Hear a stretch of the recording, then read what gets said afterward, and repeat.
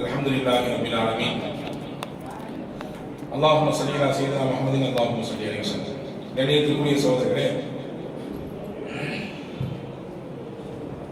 எல்லாருடைய முகத்திலும் ரொம்ப சந்தோஷம் தெரியுது. எப்படி அல்லாஹ்வுடைய அருளால ரமலான் நிறைவு வந்துட்டோம். நாளைக்கு 27, அதுக்கு அங்குக்கு 2 நாள் தான் பெருநாள் இல்லையா? இப்பொழுது திருக்குரானும் நெருக்கத்திலே நிறைவாக போகிறது. இந்த ஆண்டு திருக்குரானில் பெயர் சொல்லப்படுகிற நபிமார்களின் வரலாற்று சரிதையும் நிறைவுக்கு வரப்போகிறது. நேற்றே நாம் எத்தனை நபிமார்களுடைய சரிதைகளை பார்த்திருக்கிறோம் என்பதை நான் பெயர் வாசித்து காண்பித்தேன். அந்த தொடரிலே இன்னைக்கு ஒரே குடும்பத்தைச் சேர்ந்த 3 நபிமார்கள், ஒரே குடும்பத்தைச் சேர்ந்தவர்கள். ஹஜ்ரத் ஜக்கரியா, அடுத்த ஹஜ்ரத் யஹ்யா, அடுத்த ஹஜ்ரத் ஈசா. 3 பேர்த்தையுமே தனித்தனியா பேசணும், ஒவ்வொரு மணி நேரம் பேசலாம். ஈசா அலைஹிஸ்ஸலாம் பத்தி ரொம்ப லாங்கா பேச வேண்டிய செய்திகள், ஆனாலும் முடிஞ்ச அளவுக்கு சுருக்கமாக இன்றைக்கு நான் உங்களுக்கு தர பார்க்கிறேன். முதலாவது ஹஜ்ரத் சையதுனா ஜக்கரியா அலைஹிஸ்ஸலாம். அல் குர்ஆனிலே ஜக்கரியா அலைஹிஸ்ஸலாமினுடைய வரலாற்றை நபியே நீங்கள் மக்களுக்கு சொல்லுங்கள் என்று அல்லாஹ் சொல்கிறார். நாம் ஏற்கனவே சுலைமான் நபியை பற்றி எல்லாம் பார்த்து விட்டோம். சுலைமான் நபியினுடைய வம்சத்திலே அந்த தொடரிலே வரக்கூடியவர்கள் தான் ஹஜ்ரத் ஜக்கரியா அலைஹிஸ்ஸலாம். இவர்களும் இஸ்ரவேல் சமூகத்தை சேர்ந்தவர்கள் தான். நீங்க பாக்குறீங்க, கிட்டத்தட்ட நாம் இஸ்ஹாக் அலைஹிஸ்ஸலாம்ல இருந்து துவங்கி எத்தனை நபிமார்கள் இந்த இஸ்ரவேல் சமூகத்தில் வந்திருக்காங்கன்றத ஏகதேசம் நீங்கள் கவனித்திருந்திருப்பீர்கள். ஜக்கரியா நபி இஸ்ரவேல் சமூகத்தை சேர்ந்தவர்கள் தான். ரொம்ப முக்கியமா மரியம் என்ற அத்தியாயத்துல 6 விதமான தேவைகளோடு அல்லாஹ்விடத்துல ஒரு கோரிக்கை வச்சாங்க ஜக்கரியா அலைஹிஸ்ஸலாம். அல்லாஹ் பொதுவாகவே நம்ம ஒண்ணு கேட்டா அவன் 2 தருவான். அதான் அவனுடைய இயற்கை, அவனுடைய பண்பு. 6 விதமான விஷயங்கள் முன் வச்சாங்க ஜக்கரியா அலைஹிஸ்ஸலாம். முதல்ல என்ன சொன்னாங்க? இது நாதா ரப்பஹு நிதாஅன் ஹஃபியா. அல்லாஹ் ரொம்ப பணிந்து பயபக்தியோடு யாருக்கு டிஸ்டர்ப் இல்லாம ரொம்ப தாழ்ந்த குரல்ல அல்லாஹ்வை அழைச்சாங்க. அல்லாஹ் முதல்ல கையேந்தி கூப்பிட்டாங்க. கூப்பிட்டு என்ன சொன்னாங்க? ரெண்டாவது, இன்னி வஹனல் அதுமு மின்னி. யா அல்லாஹ், என்னுடைய உடம்புல இருக்கக்கூடிய நரம்புகள் எலும்புகள் எல்லாம் தேய்ந்துருச்சு. அப்படின்னா என்ன அர்த்தம்? நான் வயது முதிர்ச்சி அடைஞ்சிட்டேன். அடுத்து சொல்றாங்க, வஸ்த அலம் ரஅசு ஷைபா. என் தலை முடிகள் எல்லாம் பழுத்து விட்டது. அப்படின்னா வெள்ளை முடி வந்து போச்சு. என்னுடைய வயோதிகம் என்னுடைய தோட்டத்துல தெரியுது. அடுத்து சொன்னாங்க மூணாவதா, அதே மாதிரி வலம் அக்கும் பிதுஆஇக ரப்பி ஷகியா. யா அல்லாஹ், நான் இதுவரையும் உன்னை கேட்டு உன்னுடைய பதில பெற்றுக்காத ஆள் கிடையாது. நான் எப்பெல்லாம் உன்னை கேட்பனோ அப்பெல்லாம் எனக்கு நீ பதில் கொடுத்துருக்க. நான் பாக்கியம் இழந்தவன் கிடையாது. கேட்கிற நேரம்லாம் எனக்கு நீ தரல. அடுத்து சொல்றாங்க, வஇன்னி ஹிஃப்துல் மபானிய மின் வராஇ. எனக்கு பின்னாடி இந்த இஸ்ரவேல் சமூகம் வழி மாறி போயிடக்கூடாது, திசை மாறி போயிடக்கூடாதுன்றதுக்காக வேண்டி எனக்கு ஒரு தேவை ஒன்று இருக்குது. எனக்கு ஒரு தேவை இருக்கு. இதெல்லாம் சொல்லிட்டு அடுத்து சொல்றாங்க, வக்கானத்தின் ராத்தி ஆக்கு. என் மனைவிக்கு ரொம்ப வயசாகி போச்சு. ஊர்ல உலகத்துல எல்லாரும் சொல்றாங்க, என் மனைவி பார்த்து மலடின்னு சொல்றாங்க. குழந்தை பெத்துக்காலுக்குள்ள குழந்தை பெத்துக்கிறதுக்கு இந்த பிள்ளைக்கு தகுதி இல்லை அப்படின்னு சொல்லி எல்லாம் சொல்றாங்க. இத்தனை விஷயத்தை அல்லாஹ் சொல்றாங்க, ஃபஹபினி மில்லதுன்க வலியா. இந்த 6ஐயும் பட்டியலிட்டு சொல்றாங்க, உன்கிட்ட இருந்து எனக்கு ஒரு பிள்ளையை கொடு. யாரெல்லாம் எனக்கு நான் உன்னை துவா செய்யறேன். அடுத்து ரெண்டாவதா சொன்னாங்க, என்னுடைய உடம்புலாம் எலும்புலாம் ரொம்ப பலகீனப்பட்டு போச்சு. மூணாவது சொன்னாங்க, என்னுடைய தலைமுடியெல்லாம் வெளுத்து போச்சு. நாலாவது சொன்னாங்க, எத்தனையோ தடவை உன்னை கேட்டிருக்கேன், நீ எனக்கு மறுப்பே சொல்றது கிடையாது, நிறைய கொடுத்துருக்க நீ. அஞ்சாவதா சொல்றாங்க, எனக்கு பின்னாடி இந்த சமுதாயத்தை வழிநடத்துக்கு ஆள் வேணும். ஆறாவதா சொன்னாங்க, என் மனைவி வேற மறுபடியும் சொல்லுது. இந்த 6 விஷயம் எனக்கு எதிராக இருந்தாலும் நான் உன்னை இப்ப கேட்க போறேன், எனக்கு புள்ள வேணும், எனக்கு குழந்தை வேணும் அல்லாஹ் கேட்டேன். அல்லாஹ் ஜல்லஷானஹு வ தஆலா ஹஜ்ரத் ஜக்கரியா அலைஹிஸ்ஸலாமுக்கு கொடுத்த பிள்ளை தான் யஹ்யா. நம்ம எல்லாம் என்ன செய்வோம்? குழந்தை பிறந்த உடனே 7வது நாளோ அல்லது வேற ஏதாவது குறிப்பிட்ட நாளோ உறவுகளை, சொந்தங்களை, நமக்கு வேண்டப்பட்டவங்களை எல்லாம் அழைச்சி ஒரு விழா வைப்போம். என்ன விழா? பெயர் சூட்டு விழா. அதை ஸ்டார்டா பண்ணவங்க இருக்காங்க. கொஞ்சம் எல்லாத்துக்கும் ஒரு அக்கீகா கொடுத்து விருது எல்லாம் கொடுத்து சிறப்பா செய்யணும்ன்ற எண்ணம், அது ஒன்றும் தப்பு கிடையாது. அக்கீகா விருது கொடுக்கிறது சிறப்பான விஷயம். அப்படி செய்யறது நம்முடைய வழக்கம். நாம தான் சூஸ் பண்ணுவோம் பேரை, நாம தான் தேர்வு செய்வோம். ஆனா உலகத்துல ஒரு குழந்தைக்கு அல்லாஹ்வா தேர்வு செஞ்சு ஒரு குழந்தைய பேர் வச்சு அனுப்புனான்னா அது இந்த யஹ்யா நபி மட்டும்தான். ஜக்கரியாவுக்கு கொடுத்தாரல்ல அல்லாஹ், அவங்களுக்கு கொடுத்த அல்லாஹ் அந்த பிள்ளையை தரக்கூடிய முடிவோடு தான் அனுப்புறான். இந்த பிள்ளைக்கு நான் தான் பேர் வைப்பேன், ஏன்னா நான் ஸ்பெஷலா தரக்கூடிய பிள்ளை. ஜக்கரியா நபிக்கு அப்ப எத்தனை வயசு தெரியுமா? 77 வயசு. நம்ப முடியுதா? 77 வயசுல இன்னைக்கு இருக்கக்கூடிய மக்களோட கம்பேர் பண்ணிங்க நம்முடைய உடல்நிலை எப்படி இருக்குன்னு. அன்னைக்கு 77 வயசுல ஜக்கரியா நபிக்கு குழந்தை அல்லாஹ் கொடுத்தான். ஜக்கரியா நபிக்கு கொடுக்கப்பட்ட குழந்தை தான் யஹ்யா. நம்பிக்கை இழக்காமல் வாழ வேண்டும் என்பதை ஜக்கரியா நபி நமக்கு இருந்து கத்து தராங்க. நம்பினால் கைவிடப்படாது. கண்டிப்பா அல்லாஹ்வை நம்பினவங்க ஒரு காலம் கைவிடப்பட மாட்டாங்க. நிச்சயமா அவனுடைய உதவி கிடைக்கும். அது எத்தனை வயசு, எத்தனை நாள், சீசன்லாம் மாறி போச்சு, உடம்புலாம் பலவீனமாகி போச்சு, அல்லது நமக்கு எதிராக எல்லாமே திரும்பி நிக்குது, எப்படி எப்படி அப்படின்னா கொஸ்டினை அல்லாஹ்வுக்கு முன்னாடி வைக்க கூடாது. நம்பணும், நம்பினா கொடுப்பான். அல்லாஹ் இடத்துல கேட்டாங்க ஜக்கரியா நபி, யா அல்லாஹ், என் மனைவி மென்சஸ் டேனா நின்று போச்சு, அவங்களுக்கு ஒரு குறிப்பிட்ட காலத்துக்கு பின்னால் பெண்களுடைய உடல்நிலை மாற்றமடையும். அந்த மாற்றமடையக்கூடிய வெளிப்பாடு தான் மாதாந்திர உதிரப்போக்கு எல்லாம் ஒரு கட்டத்துக்கு மேல அவங்களுக்கு ஸ்டாப் ஆயிடும். சொன்னாங்க ஜக்கரியா நபி, என் மனைவிக்கு அது ஸ்டாப் ஆயிடுச்சு. இப்ப எப்படி மென்சஸ் சரியான முறையில அந்த மாத சுழற்சி சரியா வந்துட்டு இருக்கும் பொழுதுதானே புள்ள உண்டானா அது ஸ்டாப் ஆகும். புள்ள பெத்து ஒரு குறிப்பிட்ட காலத்துக்கு பின்னாடி பால்குடி பருவங்கள் எல்லாம் முடிஞ்சதுக்கு நெருக்கத்துல தான் மறுபடியும் அந்த சுழற்சி துவங்கும். என் மனைவிக்கு மாதம் அந்த மாத சுழற்சியே இல்லை. இருந்தாலும் நான் உன்னை நம்பிக்கை வச்சு கேட்டேன், எனக்கு அடையாளத்தை காட்டணும். என் மனைவிக்கு இந்த நிலையை மாத்தணும். மாத்துறது மட்டுமல்ல, என் மனைவி கர்ப்பமா இருக்குதுன்றத காட்டணும். முக்கியமான விஷயம் இது. ஒரு பெண் கர்ப்பமாக இருக்கிறார் என்று எப்படி தெரியும்? 3 நாட்கள் தள்ளுகிறது, 7 நாட்கள் தள்ளி விட்டது, 10 நாட்கள் அந்த குறிப்பிட்ட நாள்ல வரலன்ற போது அடுத்து என்ன செய்யணும்? பிரெக்னன்சி டெஸ்ட் எடுத்து அதை பார்ப்போம் இல்லையா? 2 கோடி விழுந்துச்சு, டாக்டர்கிட்ட கொடுப்போம், கொள்வோம். இந்த அம்மாவுக்கு இது மென்சஸோட தேசம் இல்லையே, அதற்கான சாத்தியக்கூறுகளே இல்லையே. இப்ப அல்லாஹ்ட்ட கேட்டாங்க, நான் குச்சலா எடுக்கலாம் பார்க்க மாட்டேன், நீ தான் எனக்கு சொல்லணும், நீ தான் எனக்கு சொல்லணும் என் மனைவி கர்ப்பம் ஆயிடுச்சா இல்லையா. அல்லாஹ் ஆயா கேட்டாங்க, அத்தாட்சியை கேட்டாங்க. அல்லாஹ் சொன்னா, உங்க மனைவியின் வயிற்றுக்குள்ளே கரு தங்கி விட்டது என்பதின் அடையாளம் தெரியுமா? நீங்க நல்லா இருப்பீங்க, ஆனா 3 நாள் உங்களால பேச முடியாது. வாய் திறந்து 3 இரவுகள் 3 பகல் உங்களால பேச முடியாது. பேசிட்டு எல்லாத்தையும் பேசுறாங்க. அல்லாஹ் சொன்னா பேச முடியாது. நீங்க வெறுமனே கை கால மட்டும் தான் ஆட்ட முடியும், சைக்கிளை மட்டும் தான் செய்ய முடியும். அந்த சூழல் உங்களுக்கு எப்போ உருவாகுதோ புரிஞ்சுங்க, உங்க மனைவியை வயிற்றுக்குள்ளே கரு தங்கிடுச்சுன்னு அர்த்தம். அல்லாஹ் சொன்னாங்க. அன்பர்களே, எவ்வளவு ஆச்சரியமான விஷயம் பாருங்க. அல்லாஹ் நாடினால் எப்படி எப்படி எல்லாம் நிலையை மாற்றுவார் என்பதற்கு இந்த ஜக்கரியா நபி இந்த வரலாறு நமக்கு உன்னதமான பாடத்தை சொல்கிறது. அப்படி தங்கியது. ஜக்கரியா நபிக்கு குழந்தையை அல்லாஹ் கொடுத்தான், அதற்கு யஹ்யாவை கொடுத்தான். 6 அம்ச விஷயத்தை அல்லாஹ் வச்சாரா ஜக்கரியா நபி. அல்லாஹ் 10 சிறப்போட கொடுத்தான் பிள்ளை. 10 சிறப்பு. யாருக்கு இல்லாத சிறப்பு. 6க்கு 6 மைனஸ் ஆயிடுச்சா, கூடுதல் எக்ஸ்ட்ரா 4 பண்பு. அந்த 4 பண்போட மொத்தம் 10 பண்புகளை தாங்கி இருக்கக்கூடிய உயர்ந்த குழந்தையை அல்லாஹ் ஜக்கரியா நபிக்கு கொடுத்தான். முதல் பண்பு என்ன? வஆதைனாஹு ஹுக்ம சபியா. முதல்ல அல்லாஹ் குழந்தையாக இருக்கும் பொழுதே, சிறுவராக இருக்கும் பொழுதே அவருக்கு நம்ம ஞானத்தை கொடுத்துருவோம். ஞானம் பெற்றவராக அவர் இருப்பார்.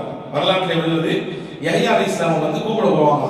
அவங்களுக்கு வயது ஒத்த சிறுவர்கள் எல்லாம், வா தம்பி விளையாட போலான்னு சொல்லி, வாடா விளையாடலாம் சொல்லி.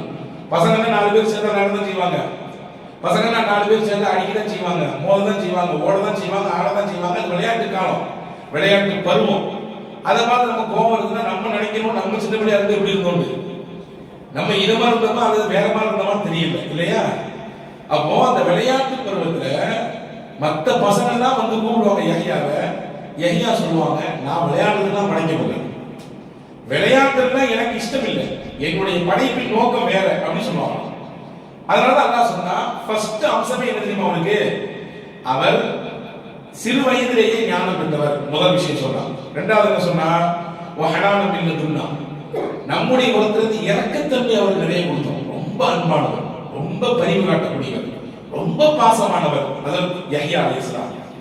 மூணாவது ஒரு பாயிண்ட் சொன்னா, யஹ்யா அலைஹிஸ்ஸலாமுடைய பண்பு என்ன? ஜக்கா, பரிசுத்தமானவர், குற்றம், பாவம், தேவையற்ற நினைப்பு, மட்டகரமான பண்பு, இதெல்லாம் அவர்கிட்ட கிடையவே இல்லை.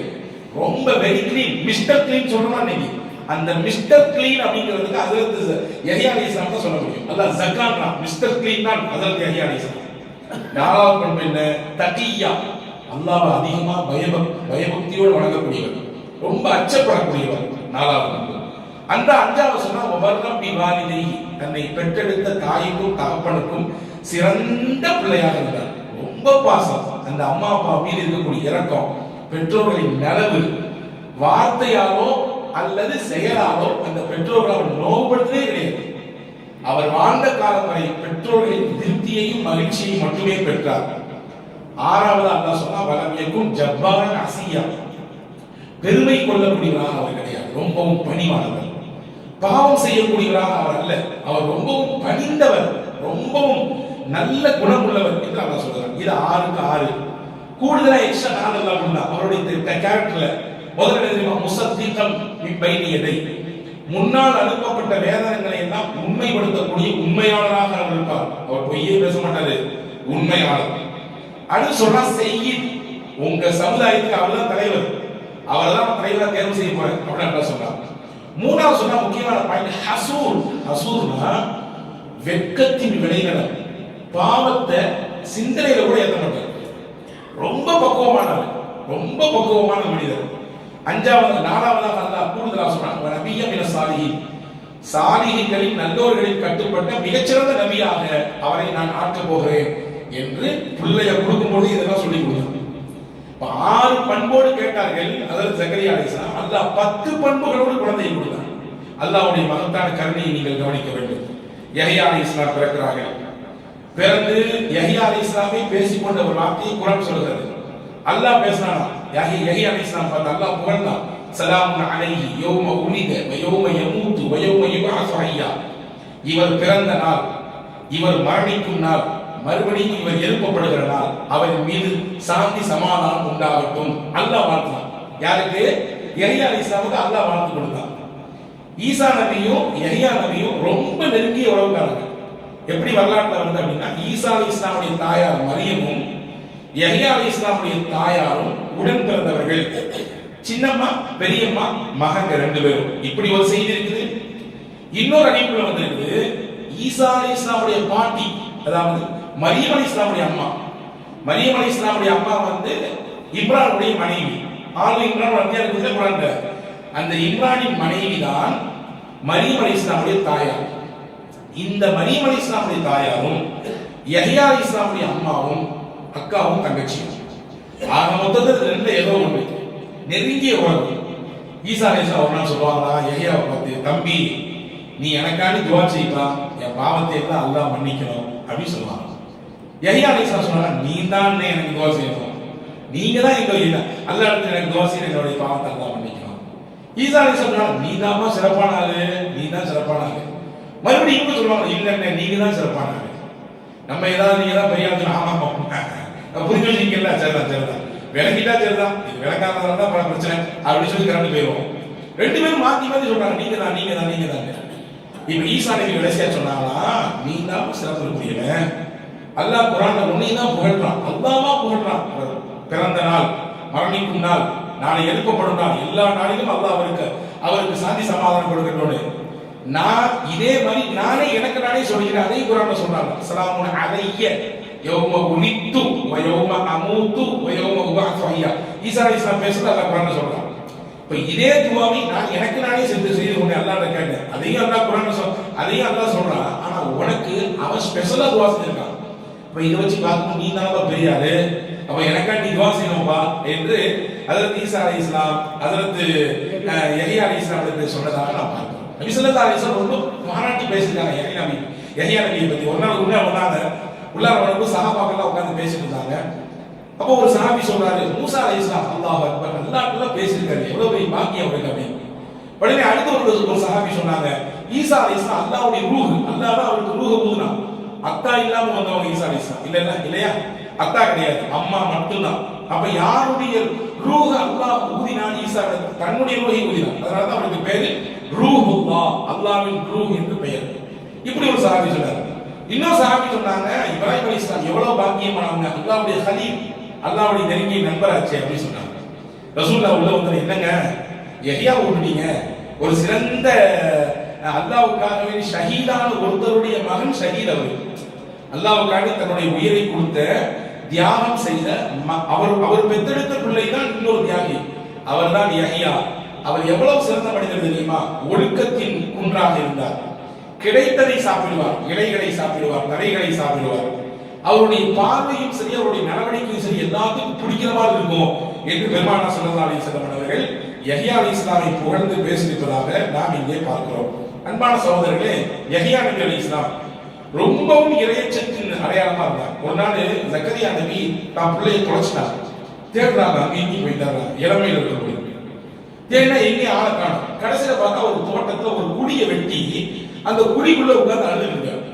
கபர் மாதிரி ஒரு குழியை வெட்டி அந்த குழிக்குள்ள உட்கார்ந்து அழுதுட்டு இருக்காரு. நேரம் வந்து பார்த்தா, என்ன தம்பி ஏன் அழுகுற, என்ன ஏதுன்னு கேட்டாங்க. அப்ப யஹ்யா நபி சொன்னாங்களா, அல்லாஹ்வினுடைய அச்சம் என்ன ஆகுமோ, அல்லாஹ் நாளைக்கு என்ன செய்வானோ தெரியலையே. சொர்க்கத்திற்கும் நரகத்திலிருந்து சொர்க்கத்துக்கு போக வேண்டும் என்றால் இடையிலே ஒரு பெரிய பாலைவனம் இருக்கிறது. அந்த பாலைவனத்தை கிராஸ் பண்ணாதான் சொர்க்கத்துக்கு போக முடியும். அந்த பாலைவனத்தை கிராஸ் பண்றதுக்கான வாகனம் என்ன? எந்த வாகனத்தை கிராஸ் பண்றது அப்படின்னா கண்ணீர் தான் அதற்கான வாகனம். நீங்க தான் அப்பா சொல்லி கொடுத்தீங்க எனக்கு. அல்லாஹ்வுக்கு முன்னாடி அழணும், அல்லாஹ்வுக்கு முன்னாடி பயப்பட்டு கண்ணீர் வடிக்கணும். இந்த கண்ணீர் என்ற வாகனம் தான் நம்மை சொர்க்கத்திலே கொண்டு போய் சேர்க்கும் அப்படின்னு நீங்க தான் சொல்லி கொடுத்தீங்க. அதனாலதான் அல்லாஹ்ட்ட நான் என்னுடைய நாளைக்கு மறுமை என்ன ஆகுமோ நினைச்சு அழுதுட்டு இருக்கேன் அப்படின்னு சொன்ன உடனே தன் மகனின் இறையச்சத்தை பார்த்து ஜக்கரியா நபியும் தேம்பி தேம்பி அழ ஆரம்பித்தார். வரலாற்று எழுதுறது நஃபீஸத்துல் மிஸ்ரியா ரலியல்லாஹு அன்ஹா, மிஸ்ர்ல எஜிப்ட் அணையிருக்காங்க நஃபீஸா அம்மா. அவங்க தான் வாழ்க்கையில தனக்கு தானே கபர் வெட்டிக்கிட்டாங்களாம். வெட்டி வச்சு அந்த கபருக்கு உள்ள உட்கார்ந்து குர்ஆன் ஓதுவாங்க. ஏன்னா நாளைக்கு நான் வந்து தங்குற இடம் இது, நான் வந்து தங்குற இடம் இது, நிரந்தரமா இருக்கக்கூடிய இடம் இது. அதனால எனக்கு நானே நன்மைகளை சேர்த்து ஒளிமயமாக மாற்ற இருக்கிறேன். எந்த வீட்டை குர்ஆன் ஓதும்போது அந்த வீடு ஒளிமயமா மாறும்போது இல்லையா? என் வீடு இது நிரந்தர வீடு. நம்ம ஒரு இடத்துக்கு போறோம், ஒரு இடத்துல நம்ம வந்து வீடு கட்டுறோம், அல்லது நமக்கான ஏற்பாடு செய்யறோம்னு சொன்னா நம்ம எப்படி பார்த்து பார்த்து கட்டுவோம், பார்த்து பார்த்து செய்வோம். நஃபீஸா அம்மா சொன்னாங்க, எனக்கான மறுமையின் வீட்டை ஒளிமயமாக்கத்தான் நான் குர்ஆன் ஓதுகிறேன். நூற்றுக்கணக்கான குர்ஆன் உள்ள உட்கார்ந்து இருக்காங்க. எங்க உட்கார்ந்து? கபருக்குள்ள உட்கார்ந்து. அந்த மாதிரி யஹ்யா அலைஹிஸ்ஸலாம் உள்ள உட்கார்ந்து அழுதாங்க. அதுல ஜக்கரியா அலைஹிஸ்ஸலாமே அழ வைத்து விட்டார்கள் என்று அவருடைய வரலாற்று செய்தி நமக்கு சொல்கிறது. ஆக ஜக்கரியா அலைஹிஸ்ஸலாம், யஹ்யா அலைஹிஸ்ஸலாம் ரெண்டு பேருமே பனு இஸ்ரவேலர் சமுதாயத்தால் கொல்லப்பட்டார்கள், ஷஹீதாக்கப்பட்டார்கள். எப்படி கொல்லப்பட்டாங்க? வரலாற்று வருகிறது. முஹம்மது ஸல்லல்லாஹு அலைஹி வஸல்லம் மேராஜுக்கு போறாங்க. போகும்போது ஜக்கரியா நபியை பார்க்கறாங்க. பார்க்கும் பொழுது கேட்கறாங்க, எப்படி யஹ்யா அலைஹிஸ்ஸலாம் இறந்தார், அவரை யார் கொலை செய்தது அப்படின்னு கேட்டாங்க. அப்ப ஜக்கரியா அலைஹிஸ்ஸலாம் கதையை சொன்னாங்க, ரசூலுல்லாஹ் சொன்னாங்க, யார் ரசூலுல்லாஹ், இந்த மாதிரி யஹ்யா ரொம்ப நாணமானவர், ரொம்ப அழகானவர், பார்ப்பதற்கு அவ்வளவு ஒரு பேரழகு. ஒன்ன நீங்க விளைக்குங்க, எந்த மனிதர் தன் பார்வையை பேணுகிறாரோ அல்லாஹ் அவர் முகத்திலே அவன் புறத்திலிருந்து பேரொளியை கொடுத்து விடுவான். யார் பார்வையை பேண ஆரம்பிச்சிட்டாரோ, தீங்கான பார்வை, தவறான பார்வை, தேவையற்ற பார்வையை தவிர்க்கிறாரோ அவருடைய முகத்திற்கும் அகத்திற்கும் அல்லாஹ் தன் பேரொளியை கொடுத்து விடுவான். அதற்கு யஹ்யா அலைஹிஸ்ஸலாம் அவ்வளவு அழகா இருப்பாங்க பார்க்கிறது. அவங்க வாழ்க்கையில ஒரு நாள் கூட ஏறெடுத்து ஒரு அந்நிய பெண்ணை பார்த்ததே கிடையாது, ஒரு நாள் கூட பார்த்தது கிடையாது. இப்போ அந்த யஹ்யாவினுடைய அழகிலே மயங்கிய டமாஸ்கஸ்ல இருந்த ஒரு அரசனுடைய மனைவி என்ன செய்யுது சொன்னா, அவரை கல்யாணம் பண்ணணும் அல்லது அவரை நான் வந்து அடையணும்னு ஆசைப்படுது. ஆனா அவரு மூச்சை காட்டல, அது சம்பந்தமாக ஏறெடுத்து கூட பார்க்கல. கடைசியில அரசனுடைய மனைவி அரசன் சொல்லிச்சா, எனக்கு யஹ்யாவுடைய ரத்தம் வேணும்னு கேட்டுச்சு. எனக்கு யஹ்யாவின் ரத்தம் வேணும். அந்த அரசன் எப்படிப்பட்டாலும் என்ன கேட்டாலும் அவன் சொல்லிட்டாலும் அந்த சொல்ற வாக்கை காப்பாற்றலாம். அப்ப ஆட்களை அனுப்பி ஜக்கரியா அலைஹிஸ்ஸலாம் தொழுதுட்டு இருக்காங்க, அவருக்கு பக்கத்துல யஹ்யா நபி தொழுதுட்டு இருக்காங்க. அவருடைய படை வந்தது, யஹ்யா அலைஹிஸ்ஸலாமை வெட்டினார்கள். யஹ்யா அலைஹிஸ்ஸலாமுடைய ரத்தத்தை ஒரு பெரும் கோப்பையிலே கொண்டு போய் அந்த அரசிக்கு முன்னாடி வச்சாங்க. நீங்க கேட்ட யஹ்யா செத்துட்டாரு, அவருடைய ரத்தம் இதுதான். கொடூரக்கான அரசினுடைய உச்சகட்டம் இது. இதை சொல்லும் பொழுது ரசூலுல்லாஹ் கேட்டாங்க ஜக்கரியா கிட்ட, ஏங்க உங்க பிள்ளைய உங்க பக்கத்துல நிக்கும் போது வெட்டுறாங்க, எம்புட்டு பொறுப்புங்க உங்களுக்கு, ஏன் ஒண்ணுமே கேட்கலையா? நான் அந்த அப்ப தொழுதுட்டு இருந்தேன், நான் தொழுதுட்டு இருந்தேன், ஏன் அல்லாஹ்வோட பேசிக்கிட்டு இருந்தேன், எப்படி அதை முறிக்கிறதுன்னு கேட்டாங்க. இதுதான் நபிமார்களுக்கு நமக்கு வித்தியாசம். நம்ம கொசு அடிச்சா ஓங்கி ஒரு சப்பு நினைச்சிட்டு என்னடா இது மேனையும் போட மாட்டேங்கிறாங்க, ஏசியும் போட மாட்டேங்கிறாங்க, நீ மனசுக்குள்ளே நினைச்சுக்கிறோம் இல்லையா? நபிமார்களுடைய நினைப்பு மகன் இறக்குறார், அங்கே கொல்லப்படுறாரு, அந்த நேரத்திலையும் கூட அதாவது ஜக்கரியா நபி ரசூலுல்லாஹ் சொல்றாங்க, தொழுதுட்டு இருந்தே ஒதுங்கிறதுக்கு மனசு வரல. இப்ப ரத்தம் அங்க போன பின்னாடி, டமாஸ்கஸ் போன பின்னாடி அன்னைக்கு அழிச்சா அந்த கூட்டத்தை, அந்த அரசனையும் அந்த அந்த அந்த கொலைக்கு யாரெல்லாம் காரணமா இருந்தாங்களோ எல்லாத்தையும் அல்லாஹ் பூமியோடு பூமியாக உள்ளே அமைக்கி விட்டாங்க. மொத்தமும் உள்ளே போயிட்டாங்க. உள்ள போனவனுக்கு ஜக்கரியா நபியினுடைய கூட்டத்தில் இருந்தவங்க எல்லாம் இஸ்ரவேலர்கள். அவங்க எல்லாம் அதுக்கு ஆதரவான ஆளு. யாரு? அந்த அரசனுக்கு ஆதரவான ஆளு. என்னமோ இறைவன் வந்து ஜக்கரியாவுடைய மகனை காப்பாற்ற இப்படி அவங்களுடைய கூட்டத்தை அடிஸ்லாம் படுத்துறது. அதுக்கு நம்ம எப்படியாவது பழி வாங்கணும், ஜக்கரியாவை போட்டு தெரியும், ஜக்கரியாவை போட்டு தெரியும் என்று ஜக்கரியா அலி இஸ்லாமை கொள்வதற்கு திட்டமிடுகிறார்கள்.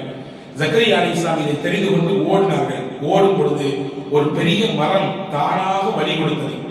அந்த பெரிய மரத்திற்குள்ளே உள்ளே போய்விட்டார்கள் ஜக்கரியா அலி இஸ்லாம். அல்லாஹ்வின் நாட்டம். அதாவது ஜக்கரியா அலி இஸ்லாம் உள்ள போய் ஒளிஞ்சிட்டாங்க. அவங்களுடைய ஆடையினுடைய ஒரு சின்ன பகுதி வெளியே மாட்டிச்சு. அவங்க ஆடையினுடைய ஒரு சின்ன பகுதி வெளியே மாட்டிச்சு. ஷைத்தான் மனித ரூபத்திலே வந்து இஸ்ரவேலர்கள் சமூகத்தில் சொன்னா, ஜக்கரியா உள்ளதான் ஒளிஞ்சிருக்காரு, மரத்துக்குள்ள ஒளிஞ்சிருக்காரு, நீங்க கொல்லதான் போறீங்க, கொண்டு விடுங்க அப்படின்னு சொன்னாங்க. இப்பொழுது மரத்தை வெட்ட ஆரம்பித்தார்கள்.